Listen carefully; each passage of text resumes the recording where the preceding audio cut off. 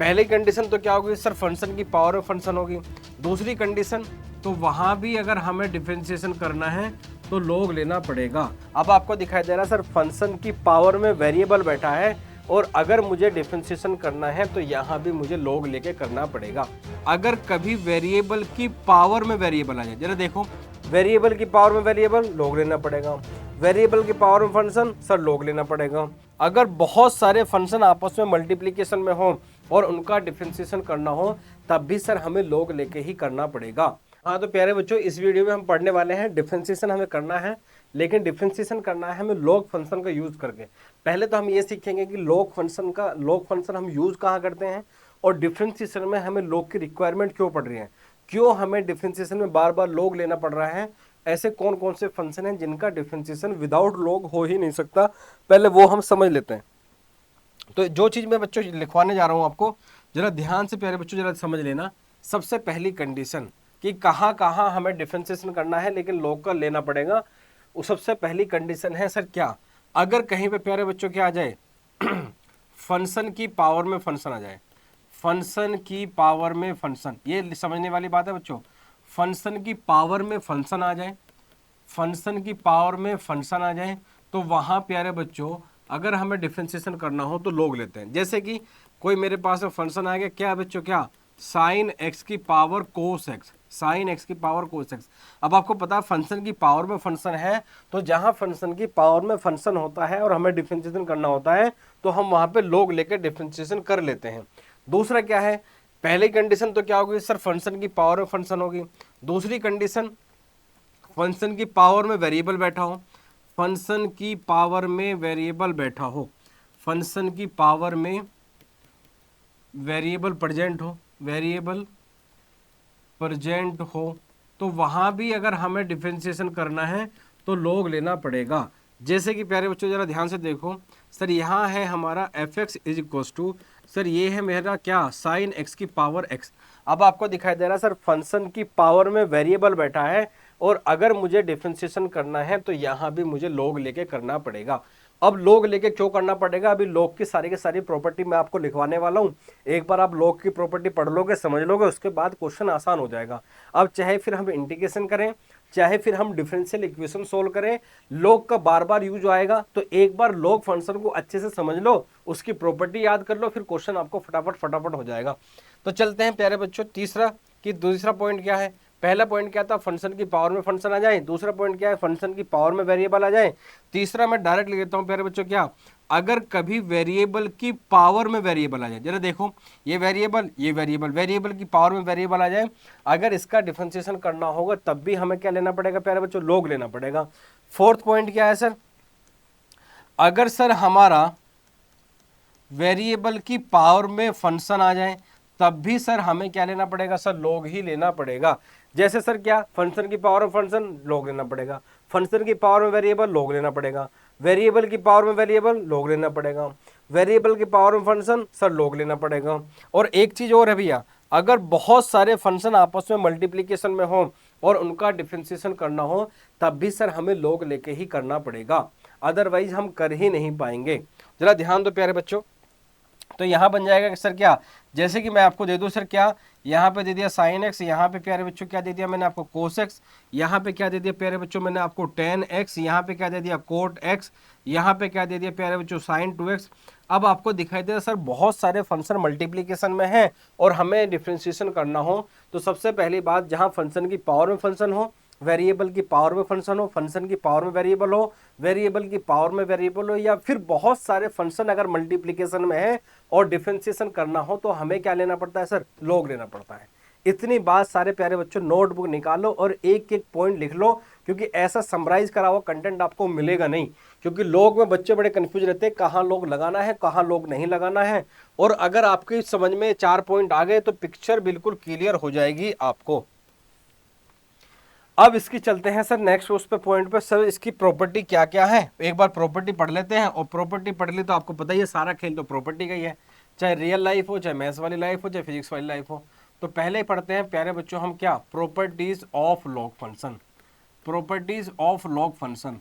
और properties of log function लिखने से पहले मैं आपको लॉग का मीनिंग बताऊंगा और लॉग फंक्शन को हम डिफाइन कैसे करते हैं वो आपको बताऊंगा, तो फिर आपको गड़बड़ होने की चांसेस बिल्कुल जीरो हो जाएंगे, जिसको हिंदी में कहते हैं बिल्कुल नगण्य हो जाएंगे। कैसे हो जाएंगे सर? बिल्कुल नगण्य हो जाएंगे। तो जरा ध्यान से देखना बच्चों, क्या लिखा है हमने? Properties of log. और प्रॉपर्टीज ऑफ लॉग को समझने के लिए जरा ध्यान से देखना प्यारे बच्चों, इसमें दो चीज होती हैं। जैसे मैंने कहीं लिख दिया प्यारे बच्चों क्या, लॉग एक्स, और यहाँ लिख दिया ए। तो इसका मतलब प्यारे बच्चों हमारे जो लॉग फंक्शन होता है ना, इसमें दो चीज होती हैं।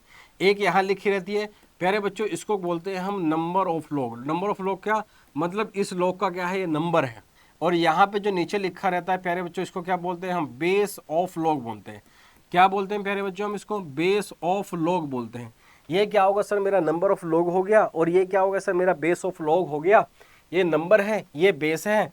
और ये एक चीज आपको ध्यान रखनी है कि हमेशा जो नंबर होता है वो ग्रेटर देन जीरो होता है। मतलब क्या कि हमेशा जो लॉग का नंबर होता है वो क्या होता है सर? पॉजिटिव होता है।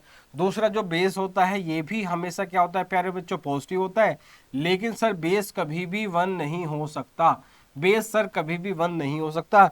लेकिन चाहे लॉग का नंबर हो चाहे बेस हो, हमेशा सर पॉजिटिव होगा, लेकिन बेस कभी भी नेगेटिव नहीं हो सकता। ये चीज आपको समझने वाली है। अब सर क्यों नहीं हो सकता वन, ये भी मैं आपको समझाने वाला हूं, बस थोड़ा सा दिमाग खुला रखो। अब पहले मैं डिफाइन करता हूं लॉग को। लॉग को डिफाइन कैसे करते हैं जरा ध्यान देना। कहीं पे अगर ऐसा लिखा हो मेरे प्यारे बच्चों, log x equals to, let say मैंने ले लिया c, log x equals to लिख दिया मैंने c।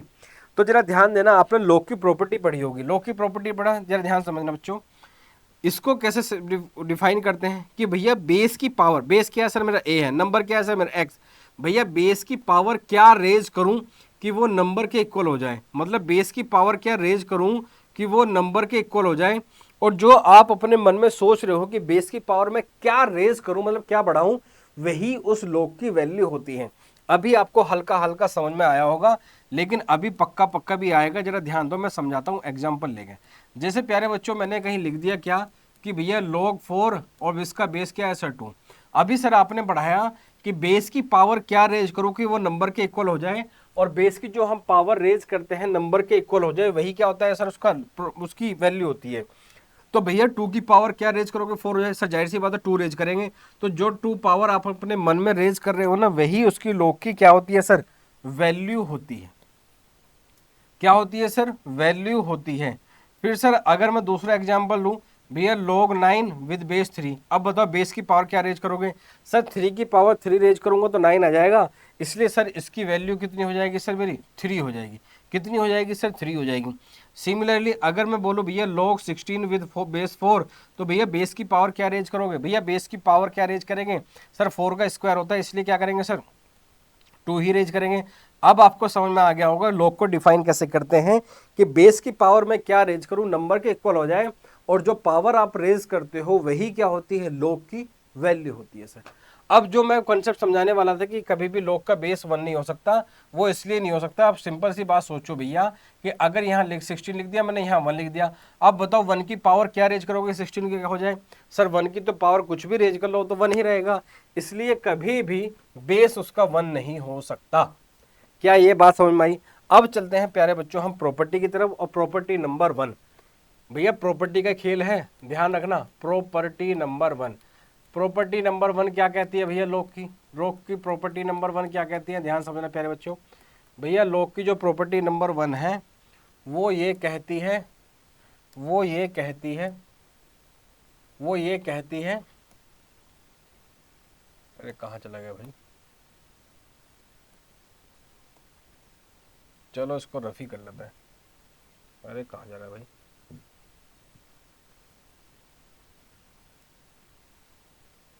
Properties of log, properties of log. और प्रॉपर्टीज ऑफ लॉग में पहली प्रॉपर्टी अब हम पढ़ने वाले हैं। और प्रॉपर्टी ऑफ लॉग क्या कहती है जरा ध्यान देना बच्चों। प्रॉपर्टीज ऑफ लॉग में पहली प्रॉपर्टी क्या कहती है जरा ध्यान से देखना बच्चों।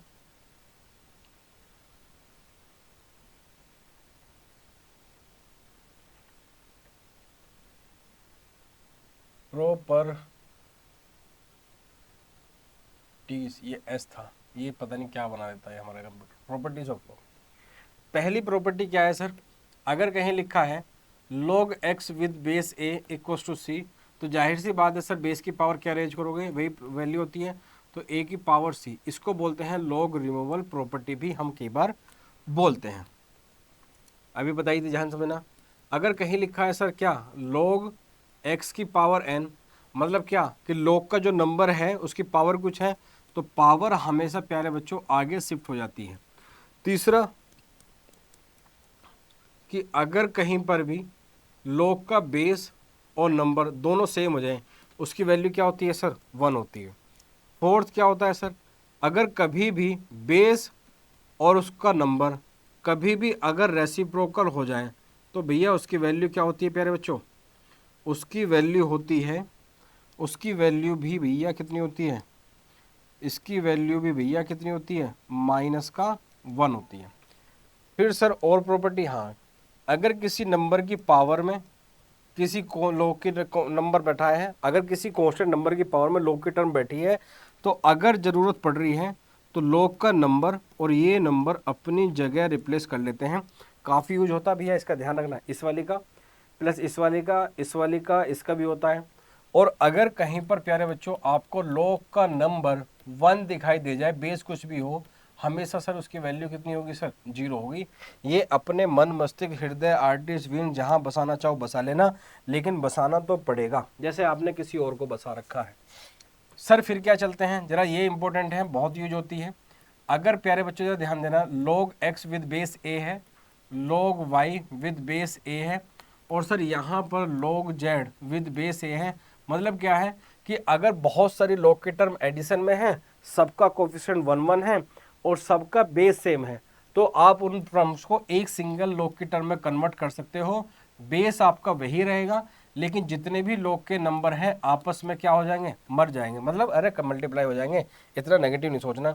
लेकिन एक चीज़ ध्यान रखना प्यारे बच्चों, इसका यूज बहुत होता है, जब अगर आप लेफ्ट से राइट जा सकते हो तो राइट से आप लेफ्ट भी आ सकते हो। ये आपको समझने की जरूरत है, क्योंकि ये क्वेश्चन जब बहुत सारे फंक्शन मल्टीप्लिकेशन में होंगे ना, उसका डिफरेंशिएशन करने में ये वाली प्रॉपर्टी बहुत हेल्प करती है। फिर चलते हैं प्यारे बच्चों का हम प्रॉपर्टी नंबर 8 पर। उसमें क्या है सर, अगर कहीं दे रखा हो क्या सर हमें log x with base a minus का log y with base a, तो भैया हमें क्या करना है, जब जब log की दो टर्म है, दोनों का बेस क्या है सर, सेम है, दोनों का कोएफिशिएंट क्या है सर, 1 1 है, तो भैया यहाँ हम इसको मल्टीप्लाई नहीं, इनके नंबर्स को क्या कर देंगे सर, डिवाइड कर देंगे, और उसका बेस क्या रहेगा सर, वही रहेगा। तो ये छोटी छोटी कुछ log की प्रॉपर्टी हैं जो आपको याद होनी चाहिए। एक तो इसका बहुत यूज होता है, दूसरा अगर कहीं पर log का नंबर अगर 1 बन जाए उसकी वैल्यू 0 होती है, और इसका कि x की वैल्यू a की पावर c हो जाएगी, पावर आगे शिफ्ट हो जाएगी, और ये सारी चीज़ें हैं जो आपको याद होनी चाहिए। तो मेरे प्यारे बच्चों, आज की वीडियो में हम अपनी वाणी को यहीं विराम देते हैं, और ऐसे ही हंसते रहिए, मुस्कुराते रहिए, पढ़ते रहिए, घर वालों का नाम रोशन करते रहिए, और सबको बताते रहिए मैथ्स मतलब ओनली एंड ओनली मैथ्स की बात राज सर के साथ। बहुत बहुत धन्यवाद।